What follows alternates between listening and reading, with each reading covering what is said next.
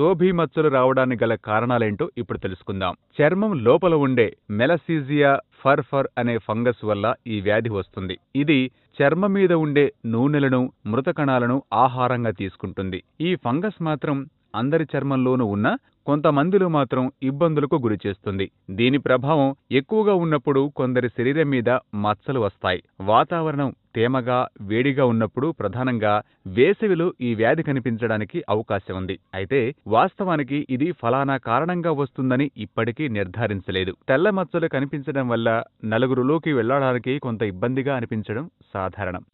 సోభి మచ్చలు రావడానికి గల కారణాల గురించి మరింత సమాచారాన్ని తెలుసుకుందాం. ఈ సోభి వ్యాధిలో అంటే తెల్ల మచ్చల వ్యాధిలో చర్మం సహజ రంగును కోల్పోయి మచ్చలు కనిపిస్తాయి. ఈ మచ్చలు ముదురు ఎరుపు, లేత గోధుమ, తెలుపు వర్ణాలలో ఉంటాయి. ఒక్కోసారి ఈ మచ్చలు ఉన్న చోట దురదగా అనిపించి చికాకుగా అనిపించవచ్చు. అయినప్పటికీ దీనివల్ల ఇబ్బంది ఉండదు. ఎక్కువ చెమట పట్టడం, అధిక వేడి కారణంగా ఈ దురదలు రావచ్చు. ఈ మచ్చలు సాధారణంగా వీపు, భుజాలు, చేతులు, ఛాతీ, మెడ ప్రాంతాలలో కనిపిస్తాయి. అప్పుడప్పుడు ముఖం మీద కూడా కనిపిస్తాయి. చిన్న పిల్లలలో ఈ లక్షణాలు ముఖం మీద కనిపిస్తాయి. చర్మం మీద ముదురు రంగు మచ్చలు ఏర్పడినప్పుడు ఆ ప్రాంతంలో చర్మం సహజ రంగు కోల్పోవడం సర్వసాధారణం. వాతావరణం బాగా వేడిగా ఉన్నప్పుడు దాని ప్రభావం ఈ మచ్చల మీద ఎక్కువగా ఉంటుంది. ఈ మచ్చల తీవ్రత ఒక్కొక్కరిలో ఒక్కో విధంగా ఉంటుంది. కొందరిలో తెల్ల రంగులో చిన్న చిన్న ముక్కలుగా కనిపిస్తే మరికొందరిలో ఇవి ఎక్కువగా ఉంటాయి. ఇవి చూడడానికి